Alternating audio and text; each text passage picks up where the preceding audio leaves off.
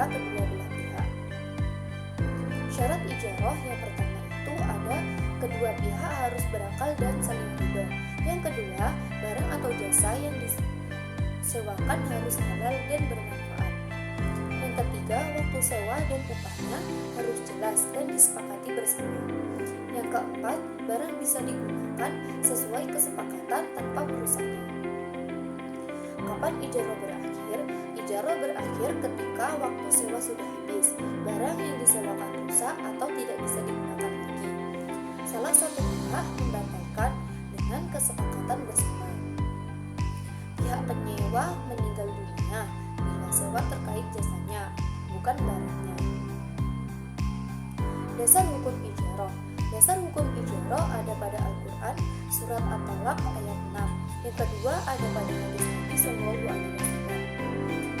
Yang ketiga ada ijma atau kesepakatan ulama. Ulama bersepakat bahwa akad ijarah diperbolehkan selama memenuhi syarat-syarat. Yang kedua ada wakalah.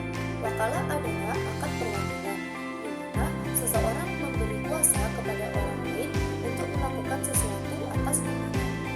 Rukun wakalah yang pertama itu ada pemberi kuasa atau wakil. Yang kedua ada penerima kuasa atau wakil. Yang ketiga objek yang diwakilkan. Yang keempat ijab dan kabul atau akad. Syarat wakalah. Syarat wakalah yang pertama itu pihaknya berakal dan hadir. Yang kedua objeknya jelas dan hadir. Yang ketiga akadnya dilakukan dengan benar. Dasar hukum wakalah itu ada pada Al-Quran surat Al-Kahfi ayat 9. Yang kedua ada pada hadis Nabi Sallallahu Alaihi Wasallam. Yang ketiga ada ijma ulama. Contoh wakalah itu seseorang meminta temannya untuk membelikan bahan makanan ke pasar dengan uang yang diberikan. Yang ketiga ada jualah. Jualah adalah akad pemberian upah kepada seseorang atas hasil pekerjaan tertentu yang belum pasti hasilnya.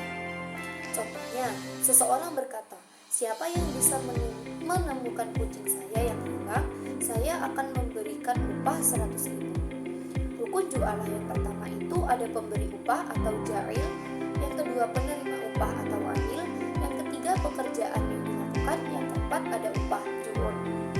Syarat jualah. Syarat jualah yang pertama itu upah harus jelas. Yang kedua pekerjaan harus halal. Yang ketiga ada kesepakatan antara kedua belah pihak. Berakhirnya jualah itu ketika pekerjaan selesai, salah satu pihak membatalkan sebelum pekerjaan dimulai. Dasar hukum jualah itu ada pada Al-Quran surat Yusuf ayat 72. Ayat ini menunjukkan kebolehan memberi imbalan atas hasil sesuatu pekerjaan. Ada juga pada hadis Nabi Sallallahu Alaihi Wasallam. Yang ketiga ada pendapat